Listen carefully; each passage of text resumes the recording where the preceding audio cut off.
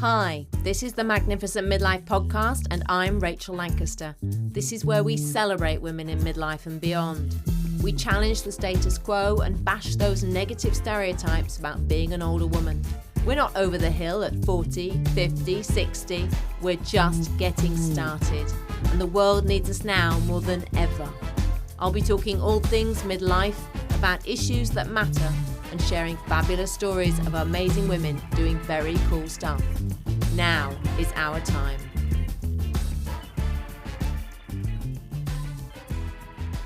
My guest today is Kate Codrington, the author of Second Spring, the Self-Care Guide to Menopause, which is a rather lovely new book. She's a menstrual and menopause mentor, speaker, workshop facilitator, writer, podcaster, and a therapist for nearly 30 years. We've been wanting to connect for ages, and here we are at last. So welcome, Kate. Thank you so much for inviting me. I've been so looking forward to talking to you. But we have so much in common, and I think this is going to be a really juicy and deep conversation. So much value for your people. We were talking before I hit record that actually we'd been writing in parallel, hadn't we? And that actually there's a lot of common ground in our books. They're very different because we're different women in the way we've written them, but there's a lot of common ground, isn't there? Which was really delightful. I only very recently finished your book, and I have to say I loved it. It was very, very different to most of the menopause books out there, isn't it? So before we dive into the book itself, I'd love to ask about where you are now in your menopause journey. Well, I am into my second spring, by which I mean post-menopause, and to such an extent that I can't remember when I last had a period. I can't remember when I last bled, but I guess it's around 3-4 years ago. So if we think of second spring, of post-menopause being a gradual, it's like an arriving, it's like a coming down and a coming into ourselves over 7 years, like a landing process. And so I'm about halfway into that landing process. So for people who are listening to this in perimenopause, they're going to be saying, what? I thought I did menopause and then I arrived somewhere. Yes, you do. Okay, I really want to reassure you that once you come out of the menopause washing machine and tumble drying, once the tumble dryer sequence has finished on you, and you pop out into your little basket on the kitchen floor, you will feel you have arrived. But it's like arriving on holiday in a new country. You have to orientate yourself, and you have to look around and go, oh, well, who am I now? And what works for me now in this place in my life? I'm curious, can you relate to that? Because I think we're in similar places. Yes and no, because I can see what you mean, but I kind of missed out on all of that because of this silly early menopause diagnosis that I had at 41.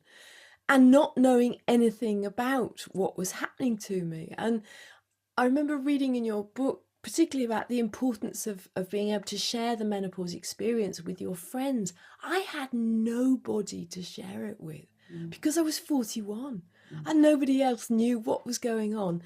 And so I was sort of trying to research it and finding things out. So I didn't have that kind of perimenopause phase really, because I then was advised to go on the HRT, which I was told to do to protect my bones and heart because I had 10 years less of estrogen. And then at 51 I decided to wean myself off. So I haven't kind of had, it doesn't feel like I've had those stages that you describe and that evolving and that landing in a place.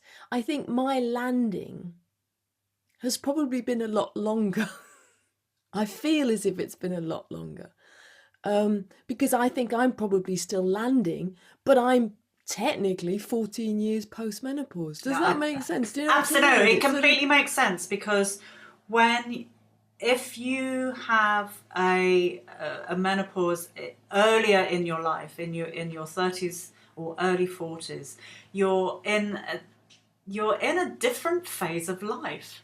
The biological thing is happening to you, but your phase of life is still about being out there in the world. And this is the conflict. This is the conflict, that enormous conflict that happens, that you must have been working with for the last decade. And this process of processing, of emotional processing, of psychological processing, and coming out and landing will still be going on, but it's not necessarily, and I think this is something that is really important for people to know, that the psychological process is not necessarily directly tied up with physical events in the body, with when your periods stop. It's very much an internally felt process with, well, where am I within this? And that it's a very different way of looking at menopause.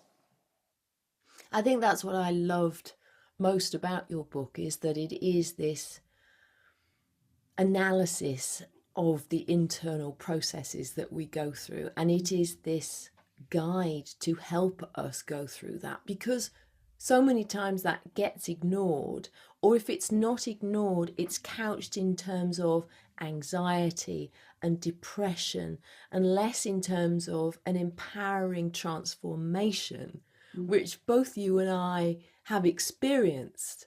And I that's what I love. I do love about the book. And I was trying to think about words that I could use to describe the book, and there are so many words, but one of them that just popped into my head, and I hope you won't mind, but it feels kind of earthy. Oh no, I like that. I think that's, do you like? Yes. Yeah, I have a tendency to go ooh. So that if it's grounded, that's good. That was really one of my intentions. Yeah. So that's what it feels, but and it's there's a lot of kind of talking about connecting with the earthiness of ourselves, our womanhood. Because we're sold so much nonsense. We're sold that we're ill. I mean, our whole, it's not just menopause. Our whole way of thinking about being human is when if there's a problem, you're ill, and then you fix it. You're broken. Why don't you fix it and get back to being normal? And that's the paradigm we're looking at. And that works quite well for Mac computers, which you love so much, or for Ford Cortinas. It doesn't work for humans. We're made of stardust and impulse and spit and dust and genetic craziness and all our combination of all our experiences and the miracle of being alive in the moment. And being broken and needing to be fixed is not the truth about human experience. But somehow we buy into that. And on top of that layer, we have all the misogyny about women's health, about periods, about our cyclical nature being broken in and of itself because we're not consistent. Unlike men who are also not consistent, like this, the whole thing is a myth, and about childbirth, and about how the whole thing is about our bodies being broken. So there's no surprise that the lens through which we perceive perimenopause and menopause is that it's something that where we are broken and require to be adjusted so that we can pull up our pants and behave nicely, stop shouting, and get on with things in an orderly fashion.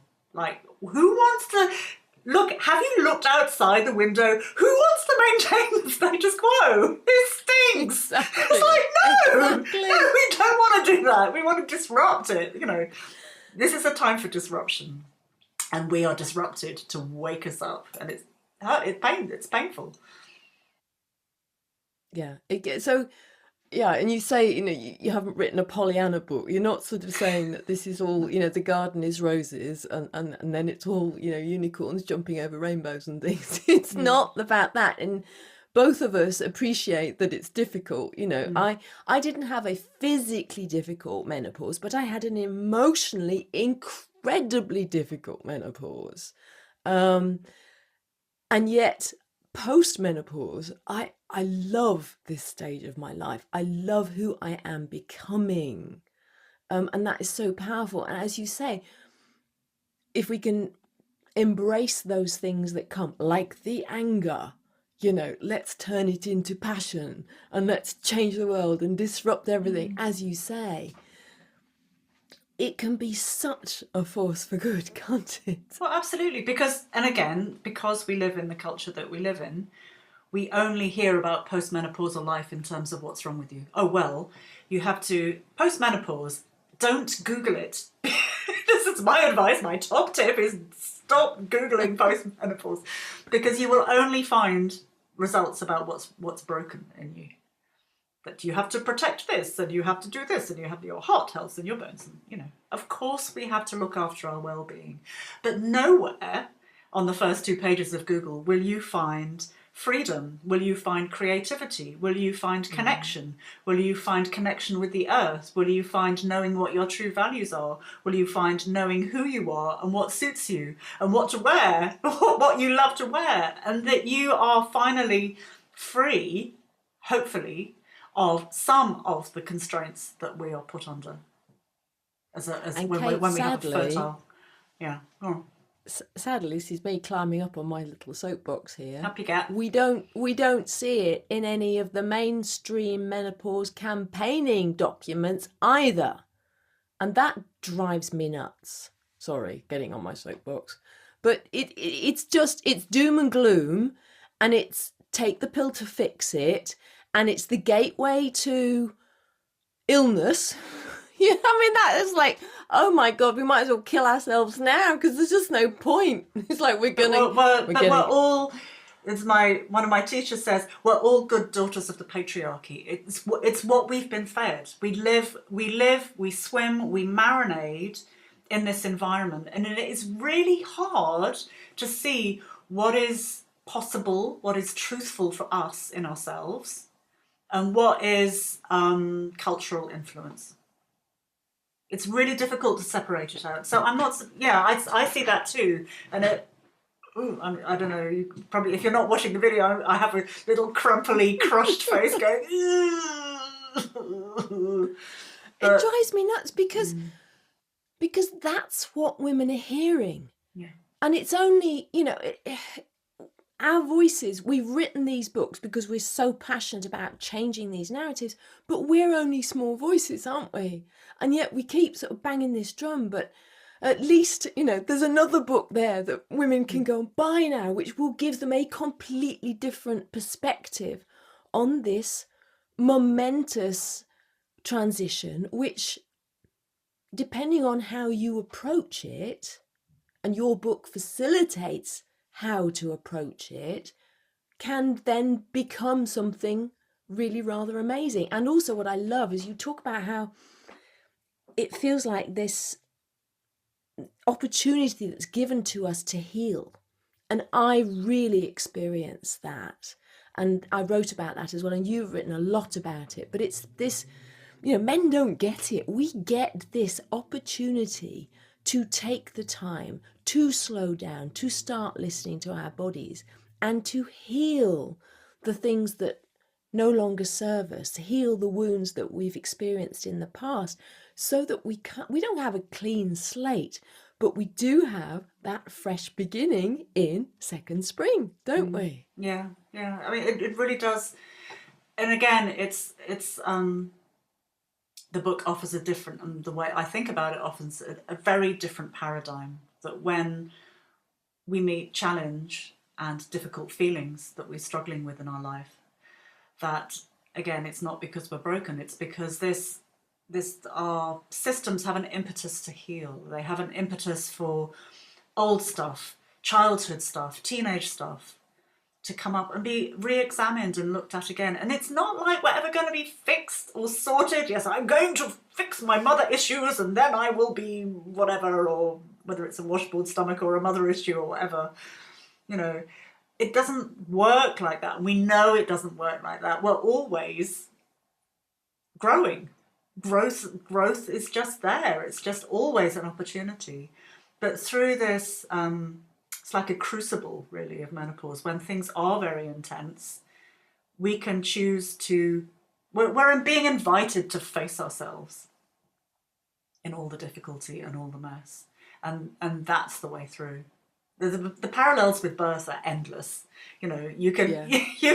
if you're facing if you're trying to birth a child vaginally and you're contracting and you're holding on for dear life with your legs crossed, it's going to hurt more. Same for menopause. If you are contracting and holding on and white knuckling into, but I want to be that, and just to say, grief and sadness about times passing is absolutely part of the requirement, to feel the sadness of time passing and being the person we are and not the person that we were when we were 29 or whatever. In my case, thank God for that. But, you know, if we are desperately gripping onto being the bright young thing, the estrogenic creature, who we were, it's going to hurt more. Oh yeah, I see that all the time. I think we can be our own worst enemy. But again, as you say, it's the patriarchy. The patriarchy has taught us that our role in life is to be a fertile, compliant woman. So what are we when we're no longer fertile and we're sure as heck a lot less compliant? Yeah, and I want to read your book when you write about it, because I think that, you know, the thing that I'm doing and what I witness in you is that we are writing that book because we're talking about, well, hey, here we are, and what is this? And I feel vulnerable, and I feel powerful, and I feel all these things, and I'm doing this thing, and I'm not doing that thing, and what does that mean? And that, you know, in a sense, that's the best thing we can do to communicate with integrity and truth about our experience postmenopausal, and not falling into, oh, everything's heading south, and not falling into depression and self-deprecation and self-hatred, but to be able to own our power and own our vulnerability. And obviously, Second Spring, the title, it comes from China, doesn't it? In terms of them calling it the Second Spring, and I've explored this, and you explored as well. That it's this negativity. It's a very Western thing, but it's also I explore in my book that it's a very Anglo-Saxon thing. It's a very Protestant thing, even, because in Catholic cultures, you know, it's not actually the same, even if they're Western Catholic cultures. But in the East, it's very, very different, isn't it? And how society views older women, I think it has a direct impact on how we experience menopause. Yeah, in matriarchal cultures like in Japan and China, where the elder is respected, and where women have a slightly different, particularly older women are held in more reverence, there is less physical suffering and mental suffering in menopause. There's, you know, there's just no question. And that's not me, the head of the International Menopause Society. What's his name? David Sturdy. David Sturdy. I went and looked up his survey because I hadn't found that particular one. Yes, I was like, that. Thank you, David. Yes. It's like, yeah, well, some big male cheese in the Menopause Society says it. So it's not just woo woo. It's mindset stuff. But also part of that was that British women report the worst experience of menopause, don't they? I mean, well, what's that all about? I know, well, I think I know, but, you know, why aren't we asking more questions about that? Why are we just saying, oh yes, it's terrible, here's a pill to fix it? I'd love to hear your take on it. So why do you think British women are having a hard time? Well, I think it goes back to this Protestant idea towards ageism. So in the Protestant ideology, our value is linked to work. So women historically had a lot less value because they didn't work. And as people get older, they don't work, or they work less. So as they get older, their value plummets. So then you've got this combination of the sexism and the ageism. And I think gendered ageism is just massive here. And then, so you've got that, and I see it in the US, in the UK, Australia, maybe a bit in South Africa, certainly in Australia. Oh my goodness, it's awful. But then you've got the heavy weight of the Western marketing machine. And you've got, okay, in East Asia, you might have skin whitening creams, which are just terrible and awful because women want to look lighter. But we are just bombarded with anti-aging creams from when we're children. I mean, I have teenage girls using anti-aging cream. I mean, what's that about? And youngsters having Botox. I mean, it just but they are bombarded from such a young age. And look at our media in the UK. Look at our tabloid press. Look at the images that are put across. Look at the fact that older women are just not seen in the media. If you go to France, you do actually see older women on telly, but you don't see them so much here. It's changing. It's getting better. But historically, we've got a long way to go. And we still, I think, we have a real misogynistic issue with older women. We don't know what to do with them. We don't like them. We'd like them to just disappear and hide, quite frankly. Was that enough of a rant for you? I think you were just getting started. I think that you're really astute and really on point with the Protestant thing. And I think just to add another layer to that, because that's my background, so it's in me, I know it very well.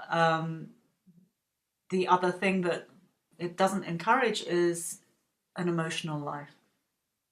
It doesn't encourage asking for help. Yes.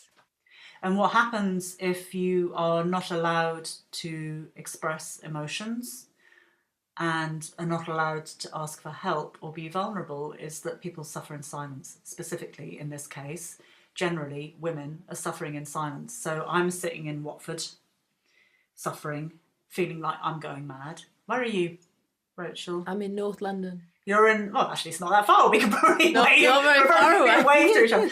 But you're in North London, or we're in North London, sitting in silence.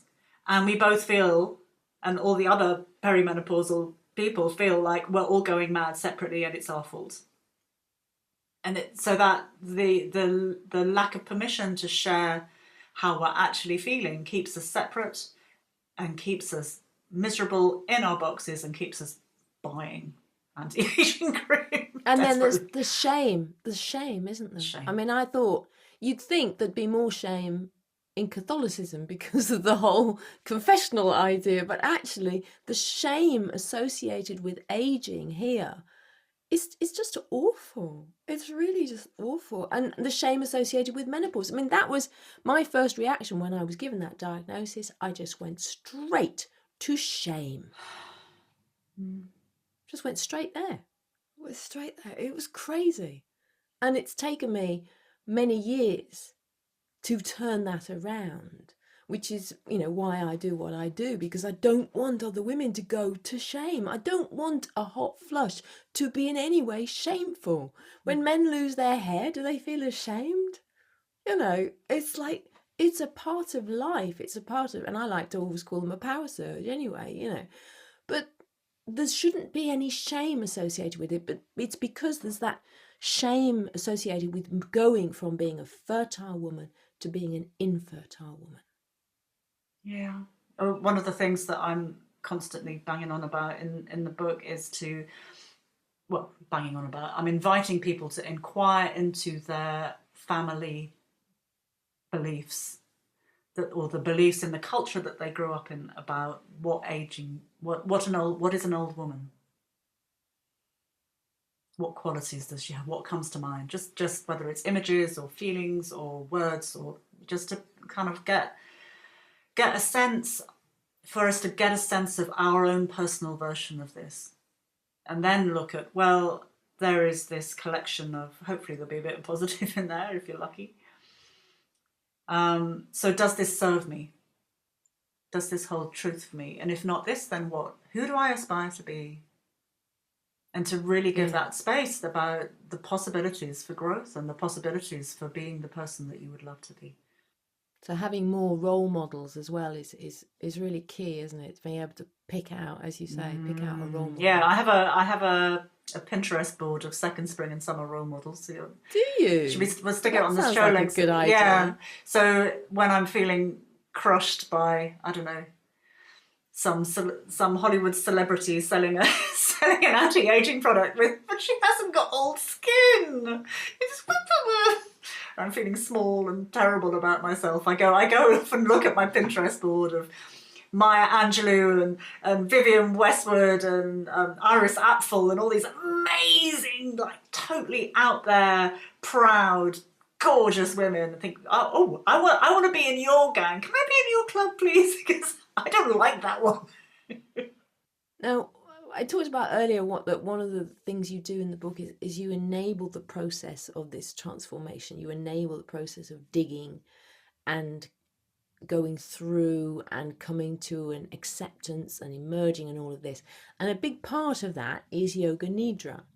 And as I confessed before before we hit record, I got the audio because I wanted to hear this, and I've got the Yoga Nidras on audio therefore in the future to use. But I did go, because I wanted to get the book read. I did scroll forward on the Yoga Nidras, and Yoga Nidra is something that I have no experience of whatsoever. So can you just tell my audience what is Yoga Nidra, and Oh. what part does it play in the book, and why did you invested a lot of time and energy into including it in the book, both in the Yeah. written book and in the audio book. And I think even if people get the written book, they can still access the audio on your Yes. website, can't they? Yes. So just tell me a bit about Yoga Nidra. Well, first of all, you have such a treat. It's like I'm almost envious of you that you have this jewel that you're going to discover. It's like, oh my goodness! It's kind of akin to feeling very safe and secure as a small child, being tucked up and somebody reading you a story, so that you feel held and safe and connected, and you can drop into yourself. That's one way. That's how I experience it. It's another way to say it is it's a guided meditation, with a very specific format that takes you safely into a place of deep rest where your nervous system can recalibrate and you can access your intuition more easily. Or you could call it as having a 20-minute nap on the sofa. It's meditation you can't get wrong. It's meditation where all of you is welcome, where the thoughtful part, the anxious part, the itches and the scratches, and the going off and getting lost, drifting off and coming back, all of that is welcome, because you're held by this voice and the structure that takes you down. So it's a little bit hypnotic, but it's very permissive. So it's not me saying, you are now blah blah, you are seeing that. I hate that stuff. No, I'm not seeing a big thing. Go away. It's full of invitations to take roots and it leads you into the internal process of menopause. So that it talks to your subconscious, so that your subconscious knows you're on the right track. So you're making connections between the conscious and unconscious brain. So it's good stuff. The first time I encountered it, I was going off. Well, I encountered it at the end. You will probably have experienced it at the end of a yoga class. It's very common to find it there. The first time I really fell in love with it, I was off at a training with Uma Dinsmore Tooley, who's a yoga trainer. And, going to a training as a professional, you're kind of like, I've kind of done my hair and, I've got my professional armour on. It's like, oh God, I hope I know enough and I'm not too small. That kind of feeling when you go into those situations. And who's going to be there? And I walked in the room and she said, oh, I was a bit late and flustered and all that kind of stuff. And she said, oh, well, welcome. Come in and lie down. There's nothing to do here. And I just cried. I had small kids. Had small kids at primary school. I was running a business. I was desperately trying to hold everything together. And I just cried. Just this permission to let go. And I thought, because book publishers they like words on paper, and I pushed and pushed and pushed and pushed to have the audio included, because there's something about the voice holding you in this and giving you permission, saying, you're perfect as you are. You can set aside your bundle for 15, 20 minutes and rest. It's the best. Yeah.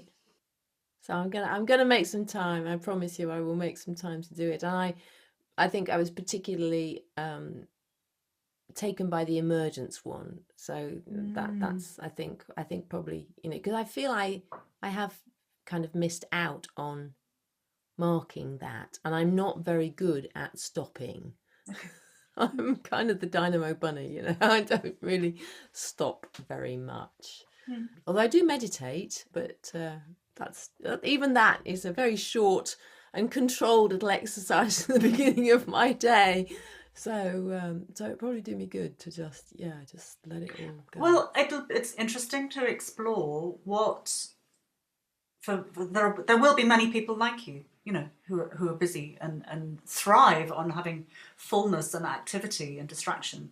And what gets my curiosity is what happens? And you don't have to. Please don't say that. You don't have to explore this here. Just to be really clear.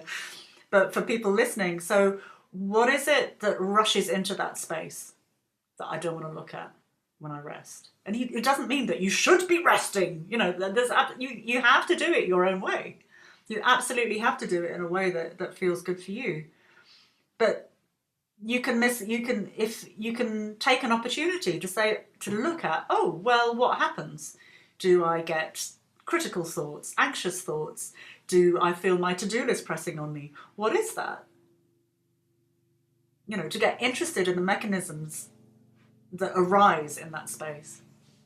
I know exactly what it is. It's just thoughts. It's just any old thoughts about anything and everything. I don't worry so much, but that mental to-do list, oh my God, I wake up in the morning and it's off. It's like a train, it's gone. Yeah. And if I try and meditate any later in the day than first thing, I'm buggered. It's just I can't do it because the train has left the station and it's off and it's gone. But I love that, because you know your timing, right? You know yourself so well that you know when to take that timing early in the morning. And I think for me, and I think very often for people, that early mornings are just crucial in all sorts of ways. How you set your day up. I really prioritize that now. So there's always some exercise. It might be a workout, it might be a run, it might be a walk if I don't want to run. It'll be, or yoga, it'll be something, but so it'll start with short meditation. I have the Calm app, so that's what I meant by it being a very structured thing. It's the daily calm, but at least I do it. At least I do it, so I can tick the box. Meditation done. And then I'll do a bit of gratitude, and I'll do a little bit of reflection. Sometimes I'll journal, but yes, the first probably 2 hours in the morning, and I know that I am so privileged to have that. There's no kids at home. I work from home. I have that ability.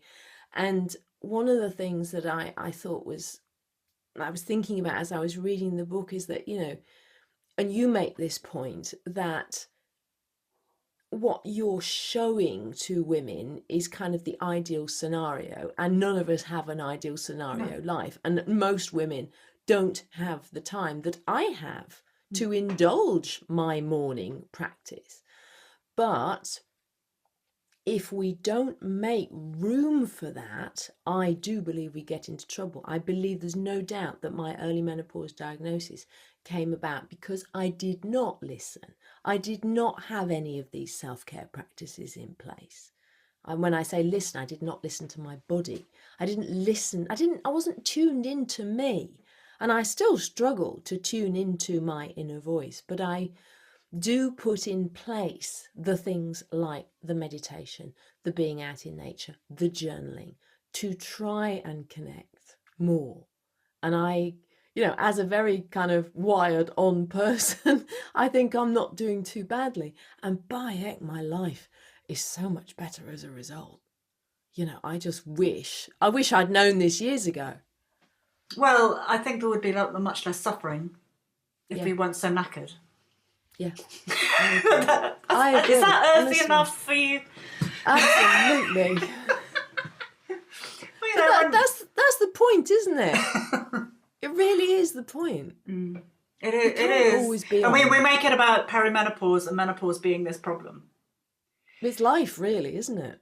But if we have, been made to grow up really fast and go to work and work twice as hard as anybody else, and saying that we're both white, it's even harder for women of colour as well, because they'll be working twice as hard as us. And we birth our children, if you have assisted child conception, that's really exhausting. We go back to work too soon after having children. We don't have support to take care of our children if you have children. We're working twice as hard at work. So it's not surprising we're knackered. So another way, my teachers at Red School refused to use the word perimenopause at all, interestingly, because they feel it so pathologizes our experience. And I think that's a really interesting way of going about things. But another way to look at it is as a report card for how this is a kind of midterm report about how you have spent your energy and how much energy you have left for your life.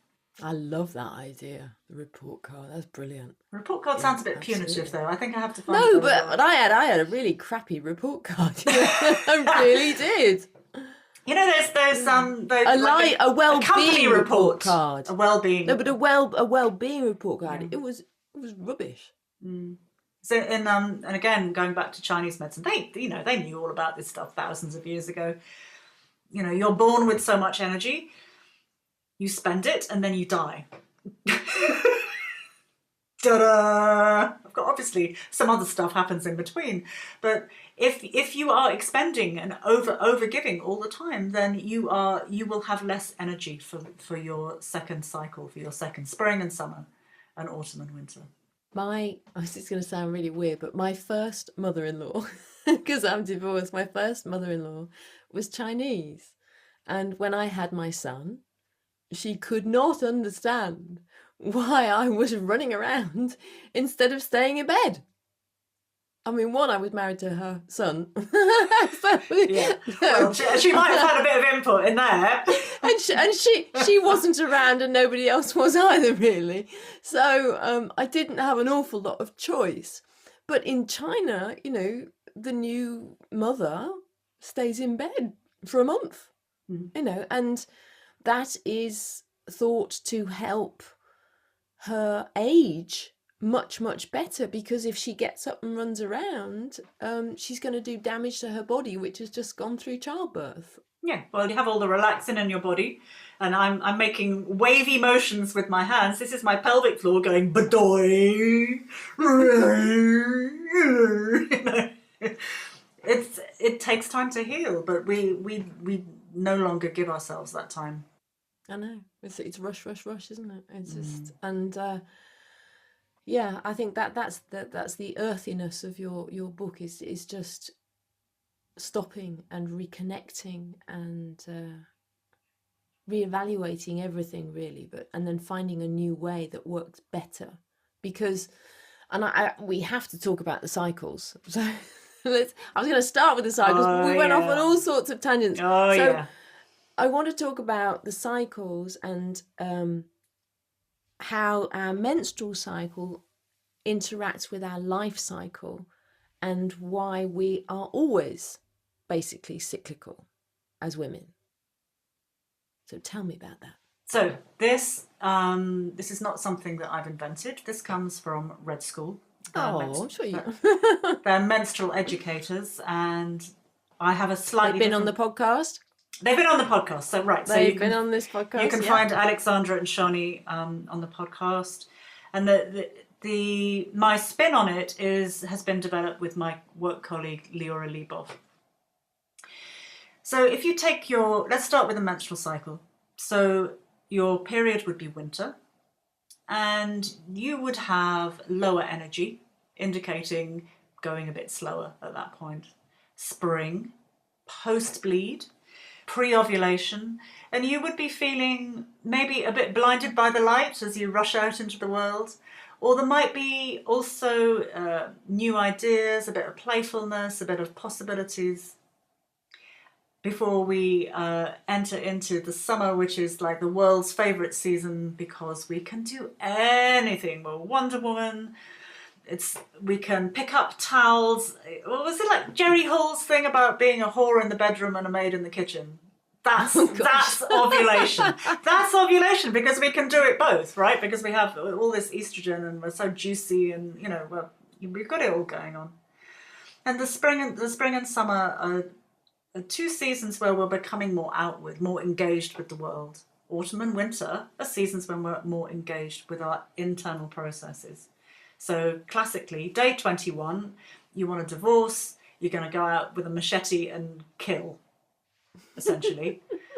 This is normal. This is what happens on day 21, because you realise how much of yourself you've given away through your ovulation, and how distracted you've been, and how far from your true values you've gone. So all that premenstrual rage is, I think, largely to do with giving away too much energy in the rest of your cycle, doing too much, running around.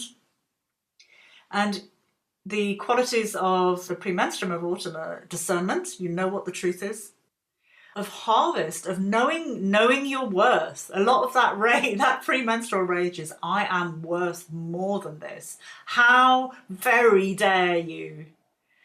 I'm very unsweary this morning. How very dare you?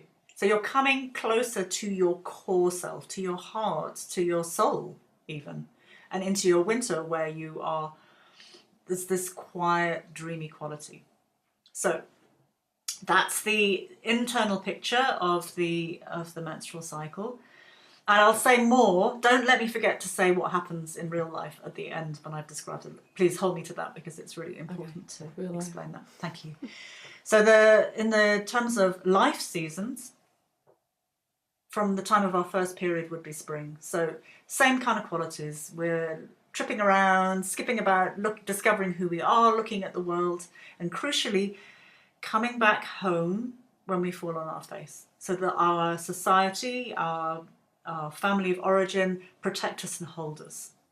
That's one of the requirements. Clearly that doesn't happen, and that's why we're going to come back to what happens when cycles are disrupted. Summer would be kind of late 20s, 30s.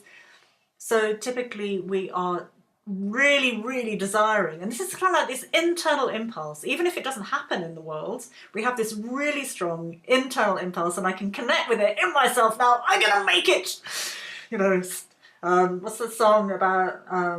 I'm going to be a part of it, New York, New York. It's that kind of, yes, I'm going to do this thing, conquer the world. I'm going to hit that glass ceiling and go straight through it. And I'm going to have kids and stuffed mushrooms, and I'm going to have a white sofa. My sofa's going to be white.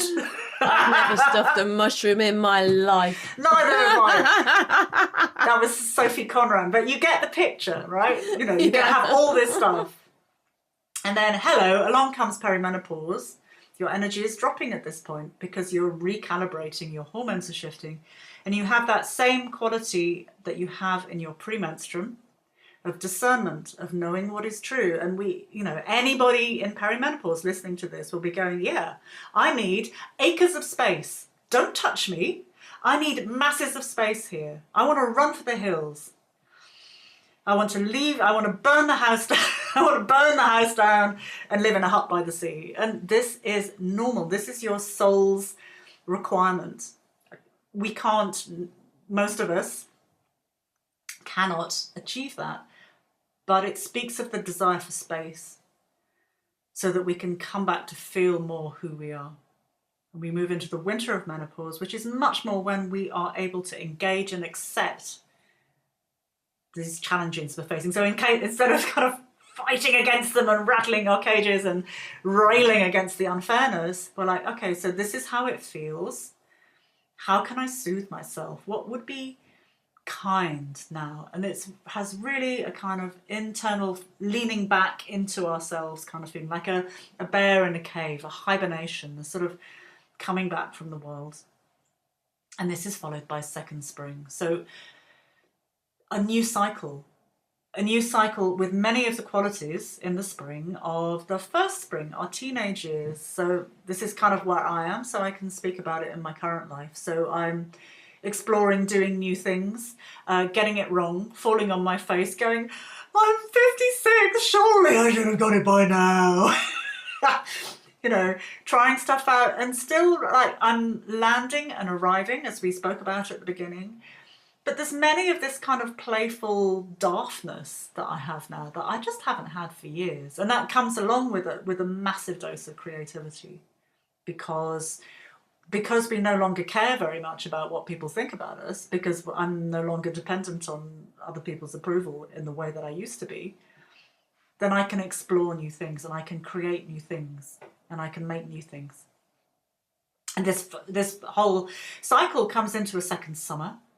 Think about your friends in their mid-60s or early 70s, and they're often taking pottery classes and having unsuitable sex and climbing mountains and doing new things. And I'm going to take up line dancing or pole dancing, or I'm going to try it just because. I think I'm probably there already, because I'm on the accelerated track. So I'll try anything at the moment. Yeah, and also the other thing to say is that these things are not.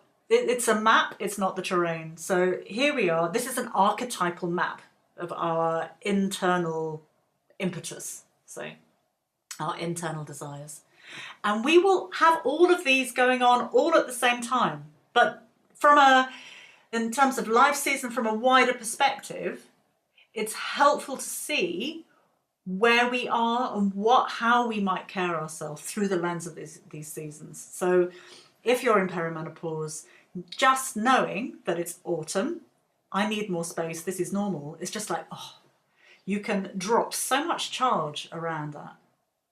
Or I'm in spring, I need some freedom, and I need also structure and protection in my life. Really helpful, really, really helpful. And of course, life chucks lemons and all kinds of stuff at our heads. And of course, these seasons are disrupted. So if you take a sort of teenage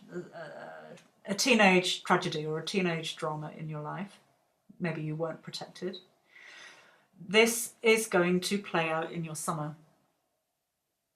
So that inner teenager, and you can see, I'm sure you can think of friends in their 30s where their inner teenager, their wounds from their teenage years are playing out in unsuitable partners, say, in risky behaviour, or, I don't know, and that kind of thing. And this kind of thing plays out into the next seasons. And you can see this layering of seasons. And another classic is having children late, and late in your summer, so that you're parenting small children in your autumn. So the demand is that you have an estrogenic bounty as giving nature on your white sofa to look after your toddlers and mop up the juice or whatever the thing is, and you also want to run for the hills. I mean, that's a recipe for disaster, isn't it? It's a recipe for disaster, but it's a recipe that we are all living, and is going to be increasingly. It is pretty common now. It was true for me. I know lots of people in similar situations, and as motherhood becomes later and later, typically across the population, this is going to be a reality.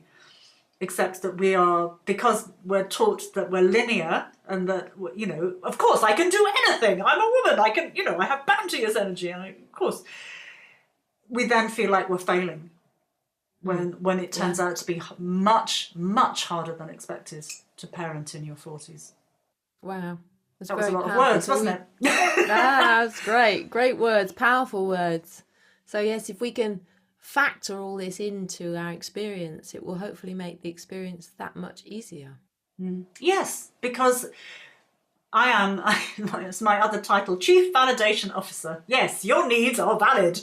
I'm gonna get a little stamp made and just kind of stamp people. Yeah, though that need's valid.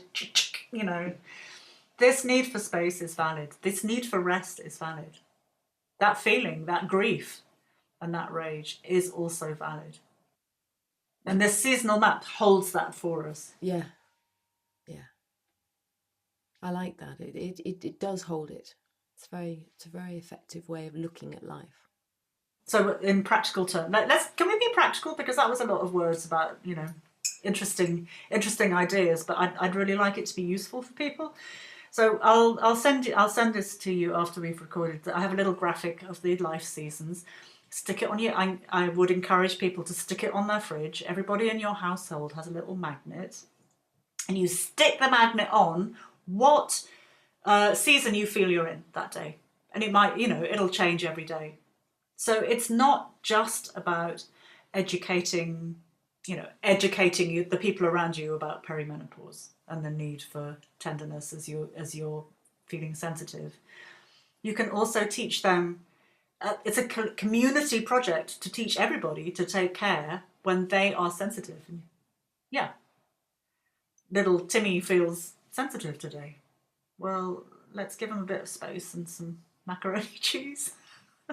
Whatever the comfort food is, you know, because that's true for all of us.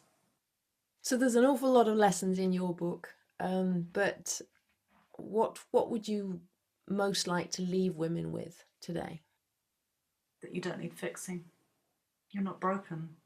You know, you're perfect, perfectly, imperfectly perfect, with all the difficulties and the challenges and the pain and the discomfort that you're in. Welcome to the human race, you know. Welcome to this miracle of being alive on alive on a Wednesday morning and having this conversation, and that the tech worked. And, you know, actually being alive with all the difficulty.